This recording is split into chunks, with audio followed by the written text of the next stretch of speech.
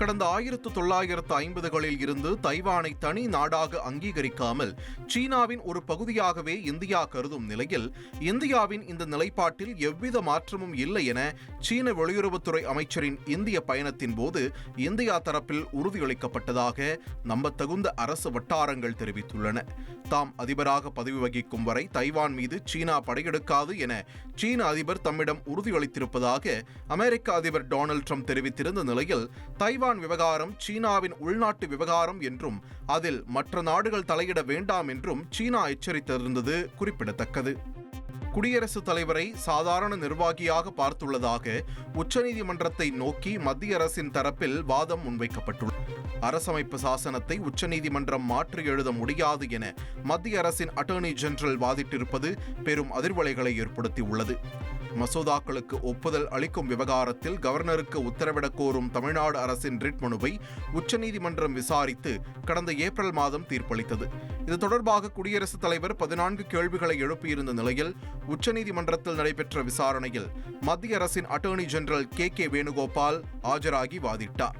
அப்போது உச்சநீதிமன்றம் குடியரசுத் தலைவரை சாதாரண நிர்வாகியாக பார்த்ததுடன் சட்டம் இயற்றும் பணியை செய்துள்ளது என தெரிவித்தார். மேலும் ஒரு விவகாரத்தில் ஒன்றுக்கும் மேற்பட்ட தீர்ப்புகள் இருக்கும் பட்சத்தில் உச்சநீதிமன்றத்தின் கருத்தை ஜனாதிபதி கேட்டு பெற முடியும் என்றும் அவரது கேள்விக்கு உச்சநீதிமன்றம் விடையளிக்க வேண்டும் என்றும் வாதிட்டுள்ளார்.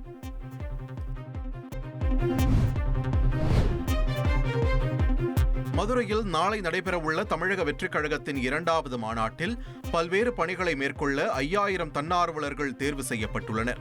அவர்களை அடையாளம் காணும் வகையில் ஆண்கள் மற்றும் பெண்களுக்கென தனித்தனியாக தாவேக பொதுச் செயலாளர் ஆனந்த் டி-ஷர்ட் வழங்கினார். அவர்கள் அனைவரும் மாநாட்டிற்கு வருவோரை ஒழுங்குபடுத்துவது, குடிநீர் விநியோகம் செய்வது உட்பட பல்வேறு பணிகளை மேற்கொள்வார்கள் என்று தெரிவிக்கப்பட்டுள்ளது.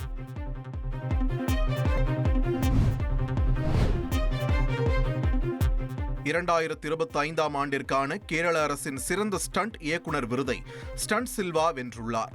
மலையாள சினிமாவில் சிறந்து விளங்கும் கலைஞர்களுக்கு ஆண்டுதோறும் சிறப்பு விருது வழங்கி கேரள அரசு கௌரவித்து வருகிறது.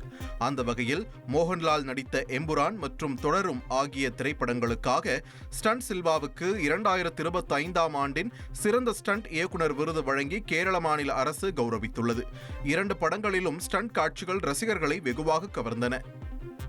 தமிழில் 100க்கும் மேற்பட்ட திரைப்படங்களுக்கு ஸ்டண்ட் இயக்குனராக பணியாற்றி பல விருதுகளை வாங்கிய ஸ்டண்ட் சில்வாவை தற்போது கேரள அரசும் கௌரவிக்க அவருக்கு பாராட்டுகள் குவிந்து வருகின்றன.